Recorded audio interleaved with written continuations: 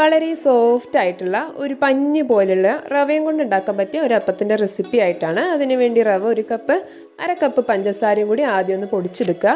എന്നിട്ട് അതിലോട്ട് 2 കോഴിമുട്ടയും ആവശ്യത്തിനുള്ള ഏലക്കാപ്പൊടിയും കൂടി ചേർക്കുക. പിന്നെ ഞാൻ നെയ്യാണ് ചേർക്കുന്നത്. നെയ്യിന് പകരം നിങ്ങൾക്ക് ഓയിലും ചേർത്ത് കൊടുക്കാം. അതൊരു 1.5 ടേബിൾ സ്പൂണാണ് ചേർത്ത് കൊടുത്തത്. പിന്നെ 5 ടേബിൾ സ്പൂൺ പാലാണ് ഞാൻ ചേർക്കുന്നത്.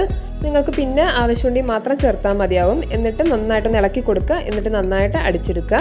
അടിച്ചത് ഈ ഒരു പരുവത്തിൽ ഞാൻ അടിച്ചെടുത്തിട്ടുണ്ട്. അപ്പോൾ ഈ ഒരു കൺസിസ്റ്റൻസിയാണ് നമുക്ക് വേണ്ടത്. അതിലോട്ട് ഒരു 1/4 ടീസ്പൂൺ ബേക്കിംഗ് സോഡയും കൂടി ചേർത്ത് കൊടുക്കുന്നുണ്ട്. ബേക്കിംഗ് പൗഡർ ആയാലും ചേർത്ത് കൊടുത്താൽ മതിയാവും. അപ്പോൾ 1/2 ടീസ്പൂൺ ചേർക്കുക. എന്നിട്ട് ഇതുപോലെയുള്ള തട്ടിലാണ് ഞാൻ ഉണ്ടാക്കുന്നത്. ആ തട്ടിലോട്ട് നമ്മൾ ഒത്തിരി ഓയിലൊന്ന് സ്പ്രെഡ് ചെയ്തിട്ട് ഇതുപോലെ ഒഴിച്ചു കൊടുക്കുകയാണ്. ഒരു 1/4 ഭാഗം ഒഴിച്ചു കൊടുത്താൽ മാത്രം മതിയാവും. പിന്നെ ഡെക്കറേഷൻ നിങ്ങളുടെ ഇഷ്ടമാണ് കേട്ടോ. എന്നിട്ട് ആവിയിൽ വെച്ചിട്ട് ഒരു 10 മിനിറ്റ് നേരം വേവിച്ചെടുക്കുക. ഒരു 5 മിനിറ്റ് വേണമെങ്കിൽ നോക്കിയിട്ട് വേവിച്ചാൽ മാത്രം മതിയാവും. ചൂടാറി കഴിഞ്ഞാൽ കഴിക്കാവുന്നതാണ്. നല്ല ടേസ്റ്റാണ്. ട്രൈ ചെയ്യുക.